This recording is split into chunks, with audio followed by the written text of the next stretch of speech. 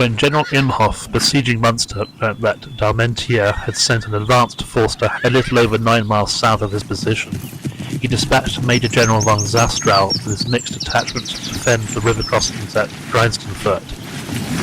Pickett informed von Zastrow that the forces of Ham were on the move and that the main French force was sighted from Lunen to the west, so he deployed his light troops in ambush and summoned Colonel Boyd's elite brigade to provide further support. Sure enough, General Fisher's brigade, supported by a brigade of German troops and a brigade of dragoons, arrived from the south and immediately launched a furious attack on the town under the watchful eye of Dalmatier.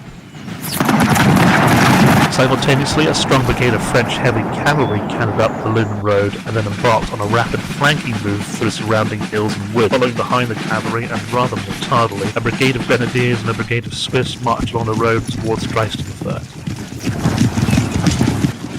In the town, von Zastrow quickly assessed the situation and ordered a Hanoverian battalion across the ford to garrison the small farm on the far side. They were to stubbornly remain there for the rest of the action, frustrating the attempts of Fisher's German brigade to dislodge them with well-directed volleys and a stoic defence. The Hanoverian infantry in the town were equally stubborn, destroying a battalion of grenadiers and driving back enemy infantry and guns.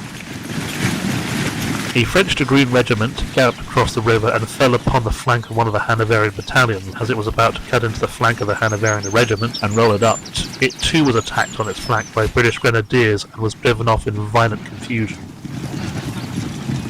On the French left, the cavalry thundered past an outlying farm, taking and ignoring fire that concealed Jaegers within. As they turned towards Drensteinfurt, they received a nasty shock. A regiment of Hessian hussars charged from a concealed defile and smashed into the rear of the last French regiment. Some of the French troopers managed to wheel to face the bloodthirsty light cavalry, but the regiment was doomed, cut to pieces by the flashing sabres of the hussars until they were eventually forced by further numbers. Meanwhile, the French grenadiers, marching now with more haste along the Lunen road than promptly misunderstood, an order turned to their right and collided with the following Swiss brigade, throwing both formations into thorough confusion. Seeing this, a concealed unit of Jaeger opened fire on the blundering grenadiers and then impetuously charged into the mass of confused Frenchmen.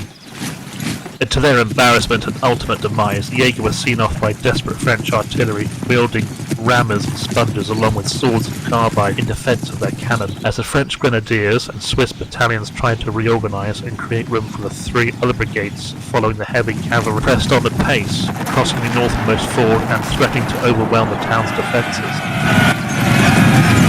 To their misfortune, the bold move coincided with the arrival of a brigade of Allied cavalry on their flank. The elite Prussian Black Hussars immediately launched a furious charge into the flank of the Royal Allemand cuirassiers, cutting them to pieces and throwing them back across the ford. This proved too much for the remaining French squadrons, and they began to withdraw from the field. While the victorious Black Hussars reined in their tiring horses, their supporting dragoons pursued by retiring French force across the ford and then positioned themselves threateningly on the flank of the French, supported by the timely arrival of a brigade of Brunswick. Even though Dalmatier had now shaken out his infantry ready to attack, the loss of his cavalry, the precarious position of Fisher's force, and the fact that the town was now reinforced by battalions of British grenadiers, and the fresh-to-fight Brunswickers meant that he decided that discretion was the better part of valour, and the French started to disengage. With von Zastrow's gallant Hanoverian defenders in the town either exhausted or in near collapse after their stubborn defence, General Imhoff's command was in no state to pursue. Historically, Dalmatier decided not to test the defences, falling back when Imhoff was clearly not going to raise the siege of Munster to face of his threatened advance. He would make another attempt on the western side of Munster a few weeks later, so watch this space for the next instalment of this campaign.